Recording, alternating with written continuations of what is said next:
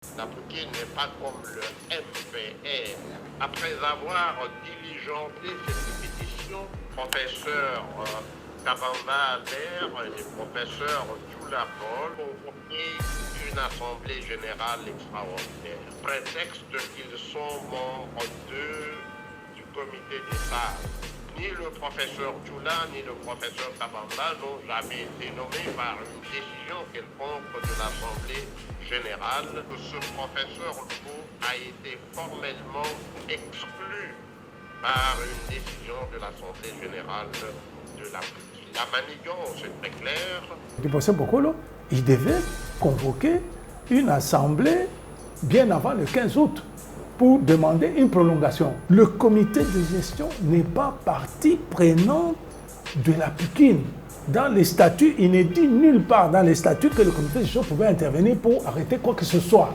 Et à partir de ce moment-là, l'ingérence du comité de gestion a commencé. Ils voyaient toujours que la tête de Kitombole continuait toujours à émerger. Alors, comment faire pour arrêter?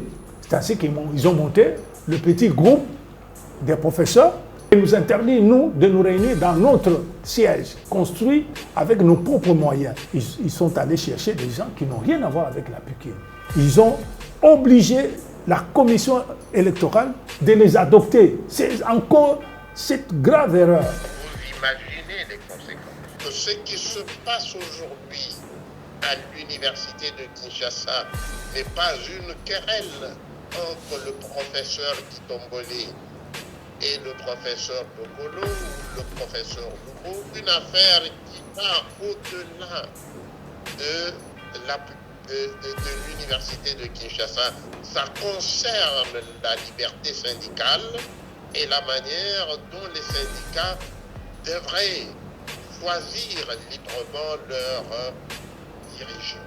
Quand on vous voit, vous, contester, faire de telle sorte que les choses aillent pour le bien, mais ils font tout pour qu'ils vous mettent en minorité. Et si vous ne vous mettez pas très fort, vous découragez et puis vous laissez tomber. Comment des jeunes gens là, qui n'ont pas d'humilité du jour au lendemain, autosuffisance, nous devons nous battre pour que la formation de nos enfants soit bien assurée.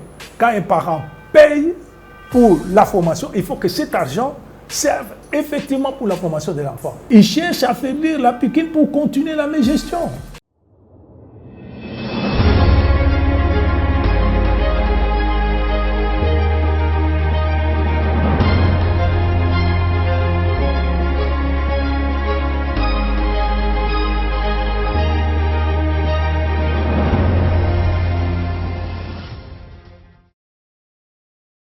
Mesdames et messieurs, bonjour, bonsoir. Vous êtes nombreux à nous suivre ce soir pour cette deuxième conférence de presse du professeur Kitombole Tchovu, président de la Poukine. Qu'est-ce qui se passe à l'université de Kinshasa? Suivons d'abord le professeur Boïka Moulaï Lumbala, avocat conseil dans les litiges qui opposent le professeur Kitombole contre de Kinshasa et contre les comités exécutifs qui étaient dirigés par le professeur Bokolo, dont le mandat a expiré depuis août 2021. Ensuite, nous aurons les détails avec le professeur Kitombole. On se retrouve tout à l'heure. Pour être membre effectif, il faut être en règle de cotisation. L'on sait qu'il y a plusieurs professeurs d'université qui ne sont pas membres effectifs de la Poutine. Parce que la Poutine n'est pas comme le MPR. Il ne suffit pas d'avoir été nommé professeur pour appartenir à la Poutine. On sait aussi par ailleurs qu'il y a des professeurs qui ont quitté la Poutine pour créer une autre association. C'est notamment le cas du professeur Lugo qui a été élu notamment. Et donc, c'est un amalgame des personnes qui, pour les faits de la cause, se sont dit être membres de la Poutine, alors que personne n'a vérifié qu'ils sont effectivement des membres en bonne et due forme selon les statuts. Après avoir diligenté cette pétition, ils ont demandé à deux anciens présidents, nommément le professeur Kabamba Albert et le professeur Tchoula Paul, qui ont été des anciens présidents, de convoquer une assemblée générale extraordinaire, sous prétexte qu'ils sont membres du comité des sages, qui est prévu par les statuts, mais qui n'a jamais été mis en place. Ni le professeur Tchoula, ni le professeur Kabamba n'ont jamais été nommés par une décision quelconque de l'Assemblée générale comme étant des membres du comité des sages. Et donc, c'est en faisant recours à cette notion illusoire de membres de comité des sages que ces deux professeurs-là ont convoqué l'Assemblée générale qui s'était tenue le 28 décembre et dont aucun procès verbal n'a été tenu et n'a été divulgué, car on ne sait même pas quel a été le nombre exact de ceux qui ont participé à cette réunion du 28 décembre.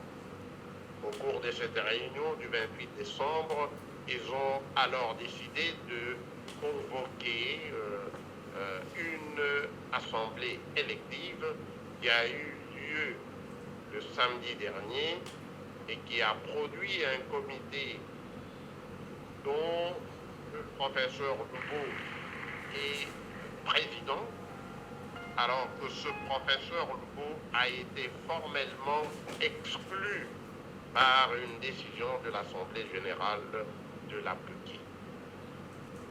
Les 5 autres membres de ce comité exécutif, ils étaient candidats uniques, et vous comprenez bien ce qui s'est passé. La manigance est très claire, et donc, puisque vous avez dit qu'il fallait vous donner les détails pour clarifier, voilà la situation. Il n'y a pas de comité de sages ou des membres nommés. Les deux professeurs qui ont agi n'ont ni qualité ni titre. Il ne suffit pas d'avoir été ancien président pour être déclaré sage. Mais ils ont agi avec, à l'instigation du comité de gestion. Parce que lorsque le recteur a refusé de reconnaître l'élection du comité que préside le professeur Kitombolé, il a réuni un certain nombre de membres de la l'APUCI.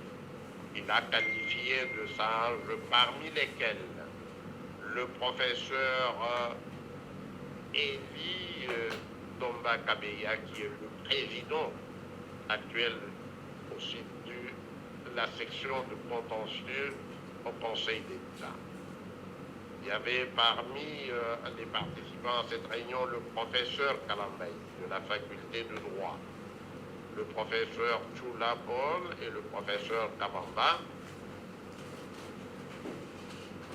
ainsi que le professeur Kitombolé en sa qualité de président élu du comité, et le professeur Popolo en sa qualité de président dont le mandat est échu. C'est donc cette réunion-là, organisée par l'employeur, qui a mis en marche le processus qui a abouti à cette mascarade d'élection qui a eu lieu le samedi dernier. Je ne sais pas si le professeur Kitombolé veut ajouter quelque chose à ces détails que je viens de vous sortir. Ok. Professeur, Ok.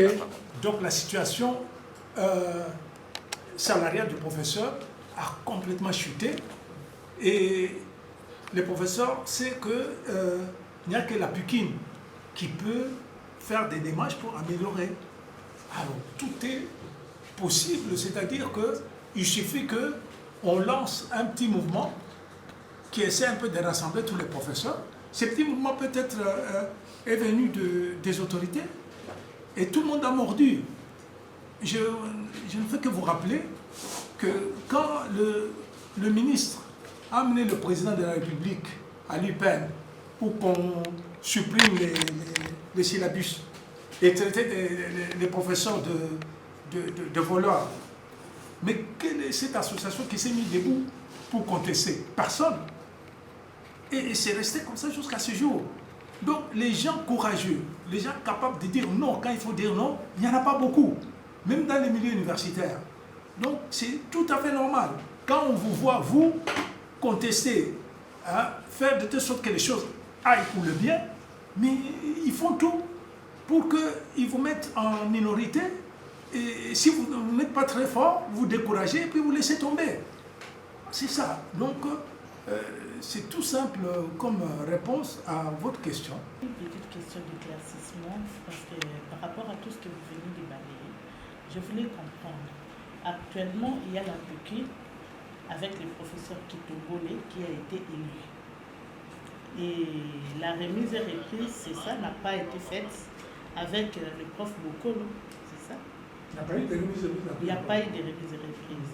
Et je crois que, je ne sais pas si j'ai bien compris, vous avez dit aussi que le recteur, le professeur Kaïbi, il a aussi mis un autre comité de gestion au sein de l'UNIKIM pour que ça fasse droit au combat. Là, je n'ai pas bien compris. Je voulais voir d'abord ces éclaircissements par rapport à... Si, au cours de votre mandat, il n'y a rien qui s'est passé, alors, les membres deviennent trop regardants.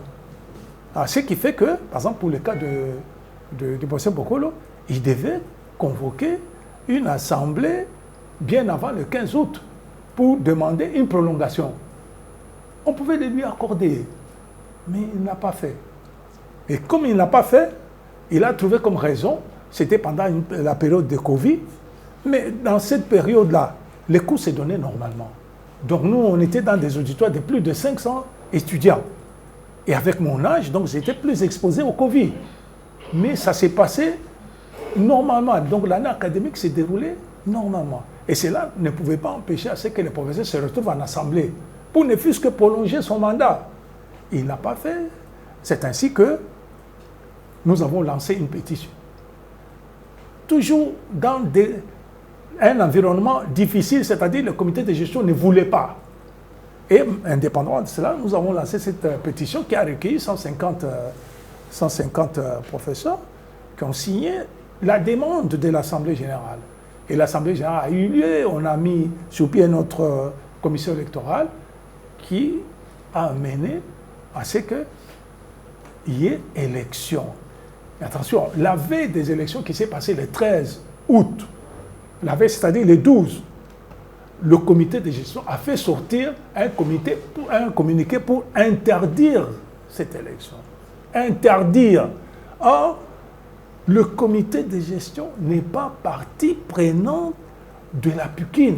Dans les statuts, il n'est dit nulle part dans les statuts que le comité de gestion pouvait intervenir pour arrêter quoi que ce soit.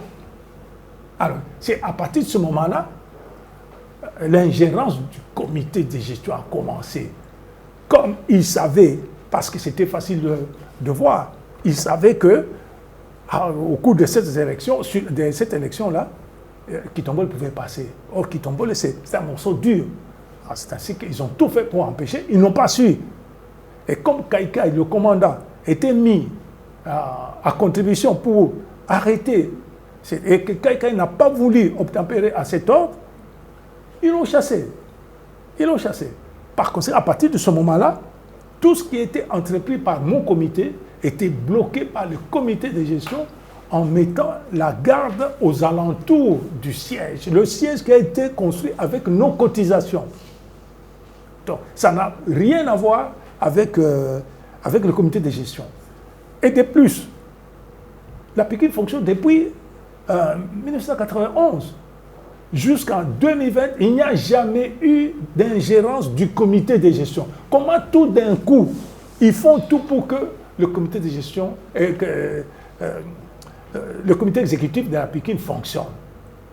C'est ça, parce qu'ils voient en eux le danger qu'il y a à ce qu'ils ne continuent plus à mieux gérer l'université. Donc, et suite à cela, toujours, parce qu'ils voyaient toujours que la tête de Kitombo continuait toujours à émerger. Alors, comment faire pour arrêter? C'est ainsi qu'ils ont monté le petit groupe des professeurs, et comme tous les professeurs attendent qu'il y ait une organisation de la Pikine afin que leurs problèmes, leurs revendications soient portées au gouvernement, bon, beaucoup de professeurs ont signé. S'ils ont signé, ce n'est pas pour déséquilibrer le comité, c'était juste pour qu'il y ait organisation afin que leurs revendications soient portées au niveau du gouvernement. Mais ça a été transformé finalement. Mais même si vous entendez dans tout ce qu'il dit, il n'ose pas trop me juger parce que j'ai un bilan trop haut, difficile à effacer. Donc c'est ça qui a fait qu'ils ont monté cette assemblée, ils ont eu la bénédiction du comité de gestion pour que ça se fasse dans la salle des Poumons. Et pourquoi ils ont autorisé cette assemblée dans la salle des Poumons et nous interdit, nous, de nous réunir dans notre siège, construit avec nos propres moyens? Pourquoi ils l'ont fait? C'est juste pour avoir un allié, une Pikine acquise à leur cause. Et nous nous battrons pour que cette Pikine ne puisse pas fonctionner. Et puis, ils ont, malheureusement pour eux, ils ont en face quelqu'un qui a travaillé des années dans la Pikine, qui maîtrise tous les textes de la Pikine. Ils sont allés chercher des gens qui n'ont rien à voir avec la Pikine. Ils ont obligé la commission électorale de les adopter. C'est encore cette grave erreur. Et la commission électorale était obligée de les adopter parce qu'ils menaçaient. Si vous ne les adoptez pas, nous allons créer une autre crise. Par conséquent, ils ont été obligés d'adopter les gens qui n'étaient pas membres. Et vous imaginez, mais c'est encore plus grave. Quelqu'un qui termine il y a 2 mois ou 3 mois, qui n'a aucune expérience dans la Pikine, directement il postule pour être au comité exécutif. Mais c'est un monde à l'envers. Comment des jeunes gens là, qui n'ont pas d'humilité du jour au lendemain, autosuffisance,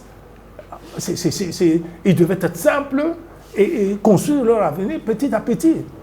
Donc c'est ce que nous sommes en train de vivre. C'est pour répondre aussi à Dorka, parce que moi j'ai pensé que la Pikine, nous l'avons élevée à un niveau tel que ça ne pouvait pas descendre. Et je me suis rendu compte que je suis tout à fait trompé. Et du jour au lendemain, la Pikine est devenue comme si tout ce qu'on a fait avant n'existait pas. Donc c'est étonnant. Un monde où il y a une diversité d'experts, être réduit à ce niveau-là, ça m'étonne énormément. Donc, mais nous devons nous battre pour que la formation de nos enfants soit bien assurée. Quand un parent paye pour la formation, il faut que cet argent serve effectivement pour la formation de l'enfant. Il ne faut pas que cet enfant soit détourné et que l'enfant se retrouve sans travaux pratiques, rien du tout, parce que vous avez détourné cet argent. C'est qu'il y a un précédent juridique qui est établi. Si le Conseil d'État n'affirme pas que l'employeur n'a pas le droit ni le pouvoir de s'immiscer dans la gestion des affaires d'un syndicat, alors vous imaginez les conséquences. Vous savez que les magistrats, par exemple, ont des syndicats. Et si ce qui s'est passé à l'université de Kinshasa avec la Pikine n'est pas corrigé par le Conseil d'État, cela signifie que demain, le premier président, ou le président du Conseil de la Cour constitutionnelle, qui est le président du Conseil supérieur de la magistrature, pourrait tout simplement interdire qu'ils le font à la tête de leur syndicat. Cela signifie que le président du Conseil de l'Ordre des médecins pourrait un jour interdire aux médecins ou organiser les syndicats de médecins pour qu'ils aient à leur tête des personnes qui sont malléables. Donc il ne s'agit pas, et c'est ça le point important que nous voulons que la presse comprenne et fasse comprendre à l'opinion publique, que ce qui se passe aujourd'hui à l'université de Kinshasa n'est pas une querelle entre le professeur Kitombolé et le professeur Tokolo ou le professeur Lubo pour gérer la... C'est une affaire qui va au-delà de l'université de Kinshasa. Ça concerne la liberté syndicale et la manière dont les syndicats devraient choisir librement leurs dirigeants. Donc voilà le point essentiel. Et c'est pour ça que le combat est important, et c'est pour ça que le professeur Kitombolé et notre cabinet, lorsqu'il nous a demandé d'assister la Pékin dans ce litige, nous avons compris tout de suite qu'il ne s'agissait pas d'une affaire qui se limite uniquement à la Pékin. Un deuxième point important qu'il faut faire remarquer, messieurs et mesdames de la presse, c'est que cette affaire sera jugée par le Conseil d'État. Vous savez que le premier président du Conseil d'État lui-même est professeur de l'université.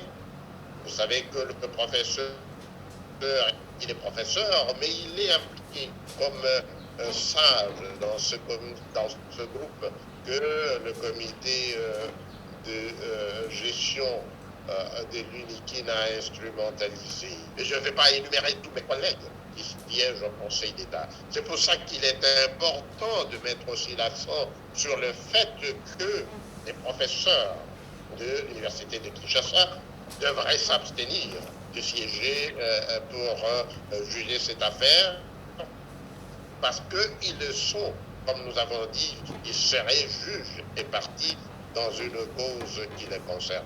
Donc voilà les points essentiels sur lesquels nous insistons en tant qu'avocats, que la presse porte clairement à la connaissance de l'opinion publique qu'il s'agit, d'une affaire qui va largement au-delà de la Pékin, parce qu'elle concerne le principe de la liberté syndicale, et de deux, elle est une affaire qui concerne le conflit d'intérêts potentiel et réel qui existerait si les membres du Conseil, les juges au Conseil d'État devaient siéger eux-mêmes dans cette affaire.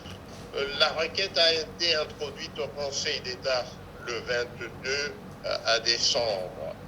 Et compte tenu du fait qu'il y a eu toutes ces fêtes, nous savons que l'université a déjà reçu la notification de l'affaire. Donc, en ce moment, nous attendons que le Conseil d'État nous informe de l'état de la procédure. Professeur Kitombolé, apparemment vous revendiquez ou vous réclamez vos droits tout seul. Où sont les autres membres de votre communauté, des comités plutôt? Parce que moi, comme journaliste, j'étais les samedis à la salle de promotion. J'ai vu les autres membres de votre comité postuler. Et c'était étonnant. Ça s'explique comment? Mais dans la vie, il y a un problème de personnalité. Vous avez déjà opté pour une situation, mais si vous changez, ça montre quoi? Que vous êtes corruptible. Vous ne pouvez pas occuper n'importe quelle fonction. Et vous en êtes rendu compte qu'il n'a pas eu de bons résultats. C'est ça, c'est tout simplement ça. On était ensemble, il a été approché, lui, pas lui, tous les autres aussi ont été approchés pour dire quittez, venez ici. En disant que non, quand vous venez avec nous, on va vous soutenir à un poste ou à un autre. Les autres m'ont dit qu'ils ont été approchés aussi. Et les plus forts ont dit non. Les plus forts ont dit oui. C'est ça, c'est ce que nous avons vécu. est allé là. Pourtant, il avait postulé en âme et conscience et il a été élu avec moi. Mais qu'est-ce qui fait que du jour au lendemain, paf, il change et là, il va se présenter de l'autre côté. Approchez l'esprit faible, vous n'êtes pas en mesure de diriger l'association communale. La Pukine, ça demande beaucoup de sacrifices. Il faut dire non, être capable de dire non. Mais des gens comme ça, effectivement, vous étiez là, vous avez vu. Et moi pourquoi? Moi, j'ai vu sur la photo, non, de mon corps, comme on a pris des photos, j'ai vu. J'ai vu la personne, elle était là, tout quand même en train de faire sa campagne pour qu'il soit élu. Malheureusement, c'est ça. Donc, ça, c'est un problème de personnalité. Vous vivez ça dans notre pays. Aujourd'hui, les gens qui étaient avec Kabila se rapprochent de Félix. Hein? Ils disent tout ce qu'ils ont à dire du mal de Kabila. Mais le jour où Félix ne sera plus là, il y aura un autre président. Ils iront là-bas pour dire... C'est ça la vie. Donc, par conséquent, bon, la vie continue. Il faut qu'il y ait toujours un leader qui prend les choses en main et qui ne recule pas. C'est ça qui compte. À la Pukine, normalement, c'est le président qui entraîne. Il faut qu'on voit que le président est constant dans tout ce qu'il fait. C'est ce que nous sommes en train de faire. Et surtout que j'ai beaucoup d'expérience. Donc, il y a d'autres mandats où on a travaillé seulement à 3. Les 2 étaient portés disparus. Étaient absents à toutes les réunions. Alors ici, bon, il y a un qui est là. Mais apparemment, il n'y a que celui-là. Mais je n'ai pas vu les autres postuler. Je n'ai pas vu les autres. Il n'y a que celui-là. Il ne faut pas citer le nom. C'est ça. Je voudrais apporter un complément. Participer à l'exécution de ces stratagèmes. Et cette question de responsabilité morale, parce que c'est de cela qu'il s'agit dans notre pays, c'est un problème sérieux. Parce que nous le voyons maintenant, même au niveau de l'université. Et nous savons tous, nous entendons tous, que les gens disent régulièrement que c'est nous, les professeurs d'université, qui avons contribué à mettre notre pays par terre. Ce que nous sommes en train de vivre avec la situation de la Pukine ne vient malheureusement confirmer cela. Parce que quand on est professeur de droit à l'université, et à la plus vieille université du pays, on devrait quand même pouvoir comprendre que le droit et la justice sont des valeurs importantes dans une société. Lorsqu'il y a une querelle, un professeur de droit doit savoir que même si l'adage que nous enseignons à tous les étudiants est qu'un mauvais arrangement vaut mieux qu'un bon procès, mais il y a une question de moralité importante qui se pose lorsque vous constatez qu'une action judiciaire est engagée au niveau de la plus haute instance juridictionnelle de l'ordre administratif dans notre pays. Les professeurs du droit ont le devoir de montrer, de prêcher par exemple. Mais ce n'est pas ce qui s'est passé avec ce qui se déroule maintenant. Parce que l'initiateur de cette pétition est lui-même un professeur de droit. Le secrétaire du comité est un avocat. Sous d'autres cieux, ses collègues auraient dû réfléchir et leurs homologues les auraient interpellés. L'université elle-même aurait interpellé parce que l'université elle-même aurait considéré que c'est une honte et un affront que l'université se trouve entraînée dans un schéma pareil. Donc il est important, nous pouvons jeter l'opprobre sur les politiciens, mais nous devons même nous regarder, nous interroger en face parce que nous voici maintenant dans une situation très déplorable, une situation qui va ridiculiser notre pays à travers le monde, parce qu'il est inconcevable que des professeurs d'université et des professeurs de droit ne puissent pas respecter l'autorité judiciaire et qu'ils ne puissent pas comprendre que lorsqu'il y a une querelle, elle doit être réglée à l'amiable, si possible, mais que lorsqu'on est devant le juge, il faut alors respecter absolument l'autorité du juge. Et ceci est un texte malheureux, mais les dés sont jetés, comme on dit. Le vin est maintenant et nous allons tous le voir. Et comme chaque avocat sait, et comme chaque magistrat sait, un juge ou le juge se trompe une fois sur deux. C'est pour ça que dans tous les pays civilisés, il y a le double degré de juridiction pour permettre que le deuxième juge puisse rectifier l'erreur ou la mauvaise application de la loi ou des faits qui auraient été commis par le premier juge. Malheureusement, dans le cas présent, parce qu'il s'agit d'une affaire qui est portée devant le Conseil d'État, qui concerne les décisions des autorités administratives centrales, le Conseil d'État juge au premier en dernier ressort, ce qui signifie qu'il n'y a pas d'appel. Mais nous espérons, les faits sont tellement évidents, les faits sont tellement clairs, que nous ne voyons pas comment cette action ne pourra pas aboutir devant le Conseil d'État. Nous avons pris tous les soins pour que cette action soit recevable et qu'elle soit jugée fondée.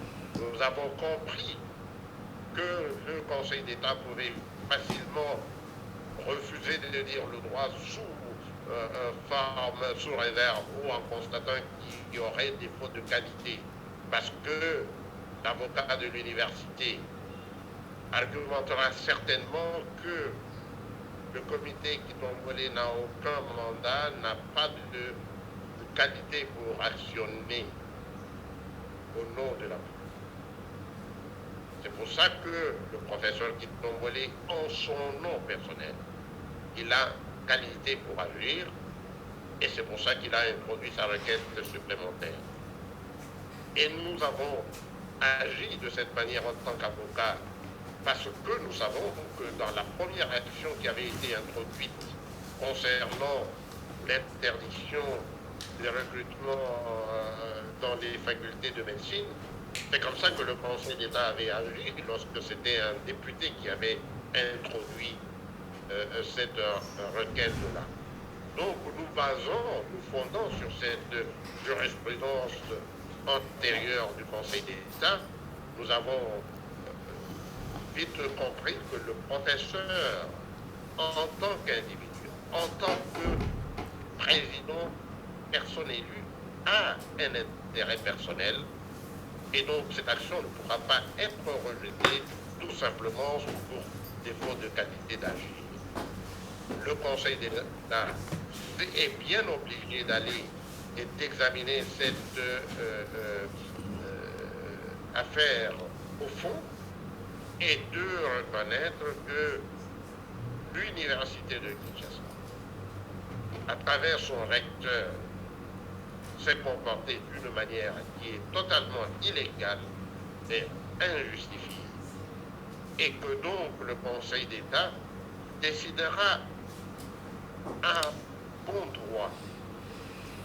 Aucun employeur ne peut s'ingérer dans la gouvernance d'une association syndicale de ses employés. Y a-t-il d'autres questions? Qui vous remercions au nom de notre cliente pour avoir répondu à son invitation Et nous espérons, compte tenu de l'importance de cette affaire, que nous lirons et que nous aurons les échos immédiatement. Je profite de l'occasion pour remercier Madame Dorcas parce que vous avez été efficace la fois dernière et nous avons été très satisfaits de constater que votre journal avait repris notre conférence de presse en temps opportun. Je crois qu'on vous a remis le texte que j'ai envoyé, comme ça vous avez le texte complet, intégral. Merci, professeur. Nous pensons que nous avons pu éclairer l'opinion à travers vous et surtout par vos questions pertinentes. Et je crois qu'il y aura une autre occasion où nous allons évoluer dans nos entretiens et nos échanges. Je crois que c'est tout ce qu'on peut dire pour le moment.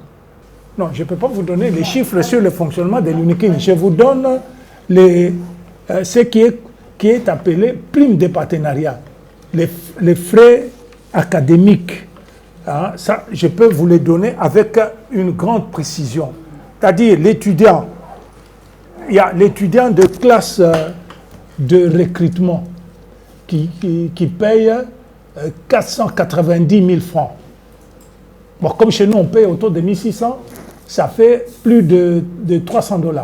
L'étudiant de classe montante paye 480 000 francs congolais, ce qui correspond exactement à 300 $. Maintenant, dans les 300 $, vous avez le frais de construction qui est de 20 $. Vous avez les frais de labo. Le frais de labo est de 25 $.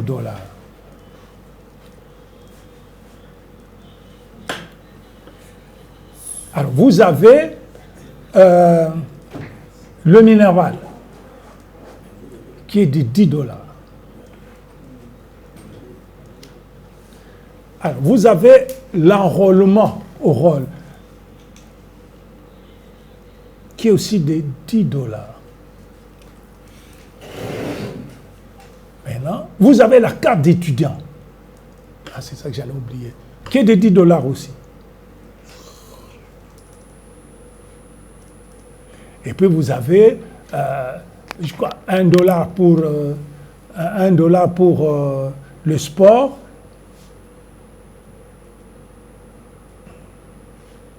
$1 pour la sécurité.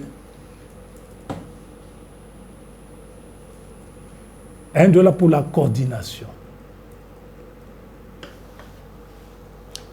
Maintenant, le reste, si vous faites le total de tout cela, je crois que si vous faites le total de tout ça, donc ça fait je crois, 78. Oui, je crois. Hein, 20 plus 25, ça fait 45. Plus 20, ça fait 65. Plus 10, ça fait 75. Plus 3, ça fait 78. Alors, si vous enlevez 78 de 300 $, il reste 222 $ pour la partie prime. 222 $ pour la partie prime. C'est le minimum parce que les classes de recrutement payent un peu plus.